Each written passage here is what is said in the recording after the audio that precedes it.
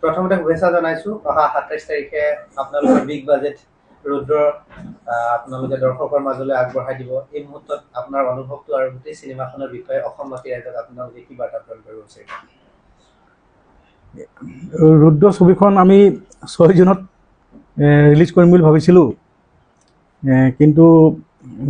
দেখা গ'ল যে এখন ছবি অসমৰ স্বনামধন্য পৰিচালক মুনীন বৰুৱাদেৱৰ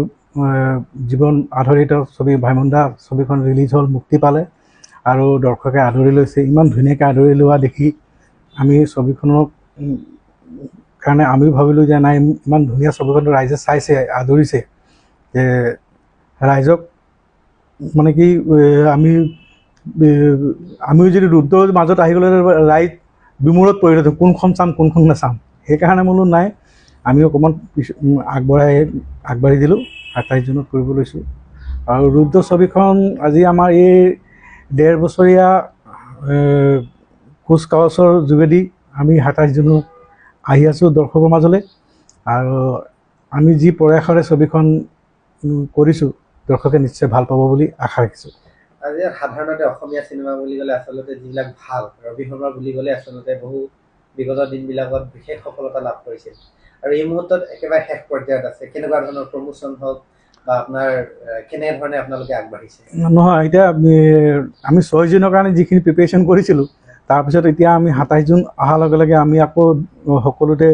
আমাৰ তাৰিখবিলাক সলাবলগীয়া হৈছে সেইমতে আমি আগবাঢ়ি গৈ আছোঁ যে আজিও আমাৰ ছবিখন আজিৰ পৰা ঠিক 15 দিনৰ পিছত ছবিগৃহলৈ আহিব সেইমতে আমি ছ'চিয়েল মিডিয়াই হওক বা টিভিয়ে হওক বা পোষ্টাৰিং এইবিলাক চবতে আমি আগবাঢ়ি এতিয়া আৰম্ভ হ'ব আমাৰ অহাকালিৰ পৰা গোটেইখিনি প্ৰমোশ্যন তাকে চবকে দায়িত্ব দিয়া হৈছে চব মানুহকে তেখেতে নিজৰ নিজৰ দায়িত্ববিলাক সম্পূৰ্ণ কৰি কালিৰ পৰা আৰম্ভ হ'ব আমাৰ কিমানমান টাৰ্গেট কৰিছে অসমৰ কিমানটা চিনেমা হলত বা অসমৰ বাহিৰতো আপোনালোকে চিনেমাখন হয় আমি মানে কি বৰ্তমান অসমত যি চিনেমা হল আছে সেই গোটেইকেইটা চিনেমা হলতে আমি ছবিখন মুক্তি দিম বুলি আমি থিৰাং কৰিছোঁ আৰু লগতে মানে কি আমি যিহেতু প্ৰযোজক হৈও আমি নিজে ডিষ্ট্ৰিবিউশ্যন কামাখ্যা ফিল্ম আমাৰ ডিষ্ট্ৰিবিউটৰশ্বিপ আছে তো আমাৰ ফালৰ মানে কি হলে আমাক মানে কি বিচাৰি আছে মানে কি সোনকালে আমাক ট্ৰেইলাৰ দিয়ক আমাক হেৰি দিয়ক পোষ্টাৰ দিয়ক বেনাৰ দিয়ক সেই হিচাপে মানে আমি আকৌ সিহঁতক পোষ্টাৰবিলাক আকৌ ডেটটো চেঞ্জ কৰি আকৌ পঠিয়াইছোঁ হেৰি কৰিছোঁ তেওঁলোকে বহুত আগৰে বাট চাই আছে গোটেই টিমটোৰ এতিয়া ইমানখিনি কষ্ট আৰু অহা 27 তাৰিখে আপোনালোকে মুক্তি দিব ধৰক এই মুহূৰ্তত ৰাইজৰ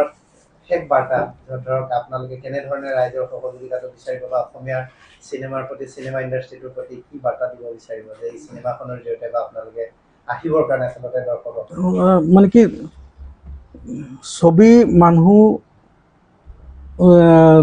ছবি এখন হললৈ চিনেমাখন চাবলৈ যায় মনোৰঞ্জনৰ বাবে আৰু সেই মনোৰঞ্জন যেতিয়া নেপায় নিৰাশ হৈ আহে তেতিয়া চিনেমাখনৰ বিষয়ে মানে কি